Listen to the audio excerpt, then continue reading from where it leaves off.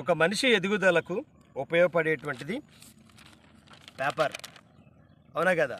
As paper and pen. ఒక మనిషి, ఒక స్టూడెంట్ అనేవాడికి, ఎందుకంటే ఇప్పుడు ఎంత పెద్ద వ్యక్తులైనా సరే ఎక్కడి నుంచి ఎదురుకొచ్చిన వాళ్ళే. యాస్ ఈ పెన్ను, పేపర్ మనం రాసేటప్పుడు ఒక లైన్ మీద ఎంత నీట్గా వస్తే అంత నీట్గా కూడా మన యొక్క రైటింగ్ ఉంటుంది, మన యొక్క పద్ధతి ఉంటుంది. మనం ఎలా చేయాలి ఏంటి అనేది కూడా మనకు అన్నీ కూడా చక్కగా కనిపిస్తూ ఉంటాయి. ఇక్కడ రాసిన దాన్ని బట్టే పాసు ఫెయిలు ఇటువంటి జీవితాలు ఆధారపడి ఉంటాయి. ఒక మనిషి ఆత్మహత్య చేసుకున్నాడు ఒక స్టూడెంట్ అంటే కనుక సరిగ్గా రాయలేదని అర్థం.